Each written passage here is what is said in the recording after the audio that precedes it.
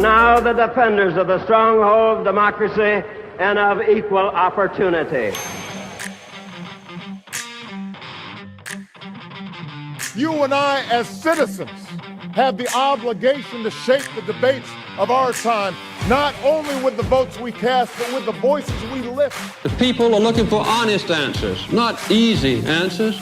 The very word secrecy is repugnant. Clear leadership. And we are, as a people, not false claims and evasiveness and politics as usual. Opposed to secret societies. As a people, we cannot afford to let any group of citizens or any individual citizen live or labor under conditions which are injurious to the Commonwealth. Black, white, Latino, Asian, Native American, young, old, gay, straight, men, women, folks with disabilities, all pledging allegiance under the same proud flag to this big, bold country that we love. That's what I see. That's the America I know. Not because they are easy, but because they are hard. There is nothing wrong with America that cannot be cured by what is right with America.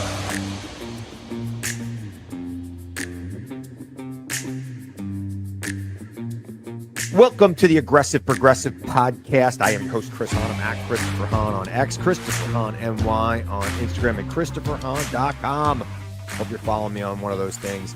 And I hope you're enjoying this video podcast right here on YouTube. And I hope you're subscribing. And if you subscribe, please tell your friends to subscribe too, because I'm trying to build some numbers up here. Come on, hook a brother up. All right, I want to talk about accountability and how the voters can use their vote to hold the president accountable. Let's talk. I haven't moved on from Signalgate. And the big question that I want resolved is, have the voters moved on? Has the public moved on? So Tuesday, there is a special election in Florida to fill the seat vacated by Mike Walz. I've been calling him Tim Walz accidentally, but my apologies to Tim Walz. It's clearly closer than the Republicans thought it would be, right? That was a seat that Trump won by over 30 points. Walz won by over 32 points. Now, I don't know that a Democrat can overcome that. It's a very red, gerrymandered district. And I think it's going to be very difficult for them to get over it. But I think they're going to cut the margin to a point where it will leave a lot of Republicans in the House of Representatives feeling uneasy about the state of their reelection chances come 2026. Now, why do you say, Chris, if they win, the win's a win? Yeah, well, if you usually win by 30 and you win by 15, people who normally win by 10 are going to be really nervous. People who win by 15 are going to be really nervous. There are probably about 60 or so Republicans that win by 15. And there are probably 30 or so that win by about 10.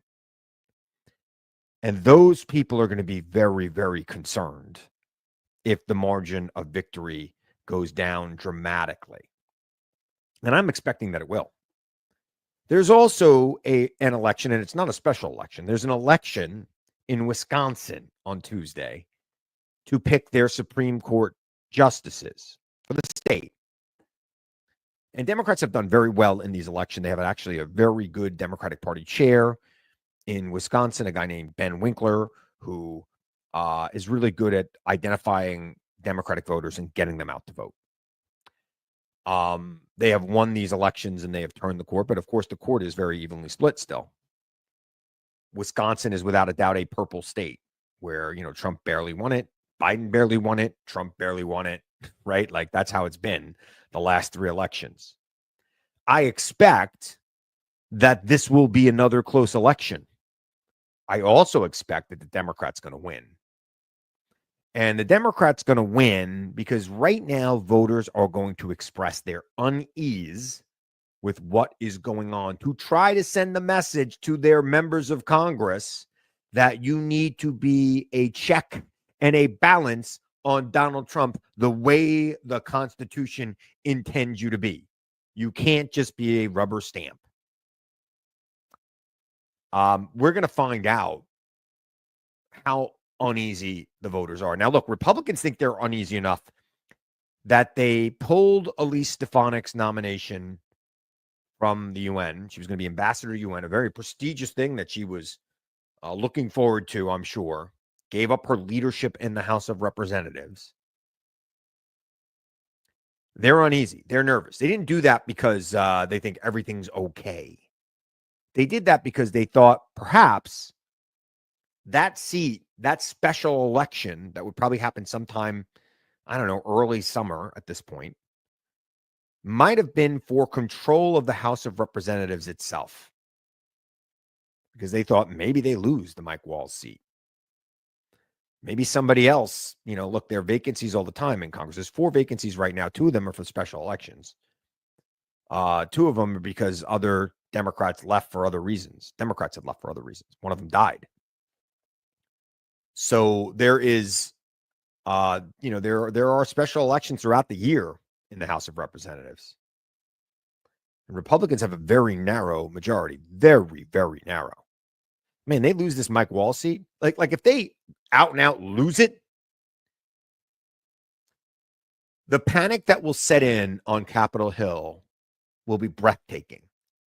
And all of this allegiance to Donald Trump nonsense that we've been seeing right now will be thrown out the window in favor of self-preservation. One thing I know about members of Congress, both sides of the aisle, their number one goal is self-preservation, getting reelected. And that will go for the Senate as equally as for the House, should this, Trump plus 30 seat go Democratic, it would be. And I don't expect that to happen. I really don't. But stranger things have happened, right? In Trump's first term, Democrats flipped a U.S. Senate seat in Alabama. Now, the candidate was very flawed, but it was still Alabama. I'm really looking forward to Tuesday. I hope you are too. I am your host, Chris Hahn. I'm at Christopher Hahn on X, Christopher Hahn NY on Instagram, and ChristopherHahn.com. I hope you're watching me on YouTube. I'm at The Aggressive Progressive on YouTube and the Aggressive Progressive audio version podcast.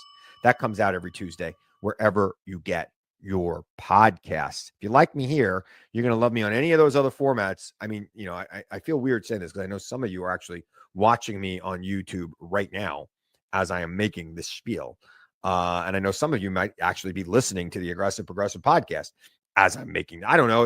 It's a multi-dimensional world. So just make sure you're catching me wherever you catch me. And I really appreciate it. Make sure if you got something to tell me, reach out to me on social media or go to the website, ChristopherHahn.com. I know it's not updated, but there's a link where you could email me. And if you're nice, I will respond.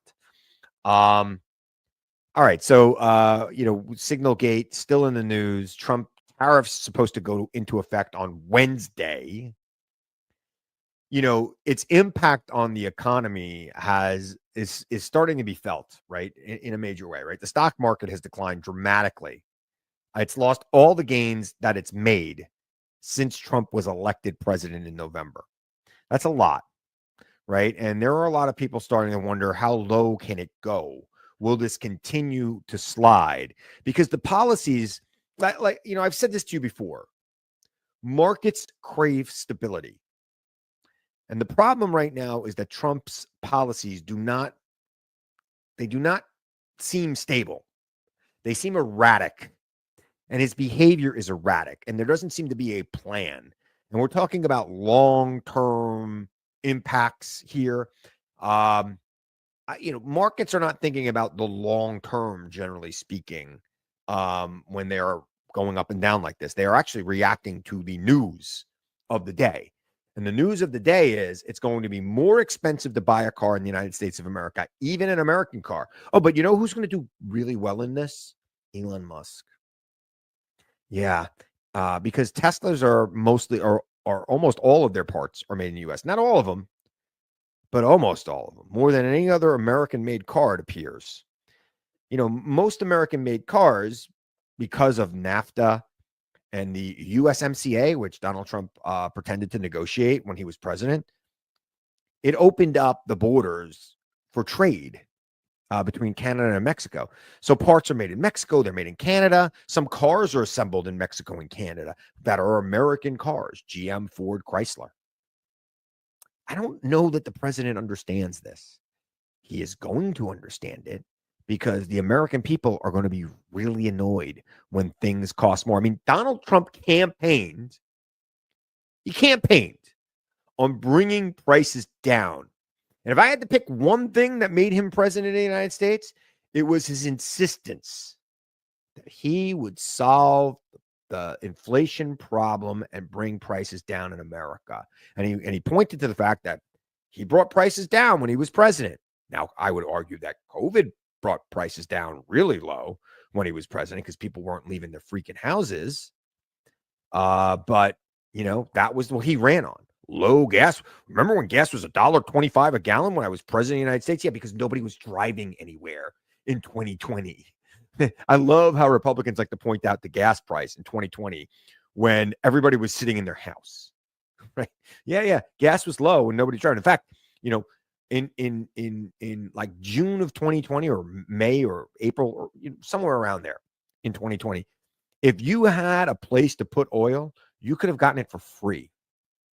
And I'm not joking. Look it up. Oil was trading at negative value. You just needed a place to put it because they had pumped it and nobody was using it. For the record, that's how low prices were. But he campaigned on bringing prices down. Tariff policy is not going to bring prices down. It is going to raise prices. And as I have said before on this broadcast, we made a deal in this country. We don't have good pensions. We don't have government health care. It costs more to go to college in the United States of America. You know what we do get? We get cheap stuff.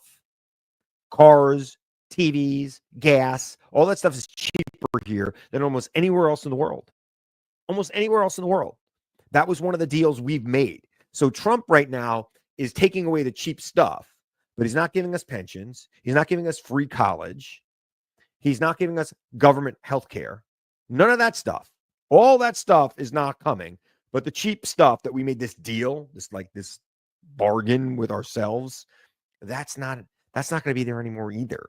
So, look, again, we talked about it. There's an election on Tuesday in Florida. I don't expect Democrats to win it, but I'm wondering how much of that 30 points is going to evaporate to scare the living daylights out of members of the House of Representatives and probably even some senators into saying, geez, that's a big drop. I only won my election by, half that drop. That's going to scare some people. And that's going to change the way they react when, the Secretary of Defense gives battle plans. And remember, we can't call them war plans, but they were battle plans. Okay.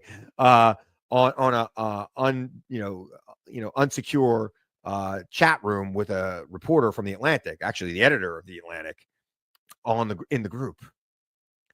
I think they might say, you told us you would protect us from incompetence in government and that you wouldn't just be a rubber stamp to Trump. And now we got some guy, Pete Hegseth and Mike Waltz, literally giving away state secrets and putting our troops in danger.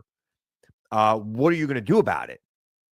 Well, maybe we should elect somebody who'll be a little harsher on the president since you're not willing to do it yourself. That's how the voters do it, man. It never fails. That's the pendulum. It swings, and it is swinging hard, and they're freaking out about it. And they should be. They should freak out about it. And that's one of the great things about America. In this country, elections aren't every 4 years. Elections are whenever they are, right? They're every 2 years at the very least in Congress. And sometimes there's a little opportunity early on for the voters to send the message. Now, I'm going to look ridiculous if they don't send the message. If this guy wins Mike Walz's seat by 40 points, I'm going to look ridiculous.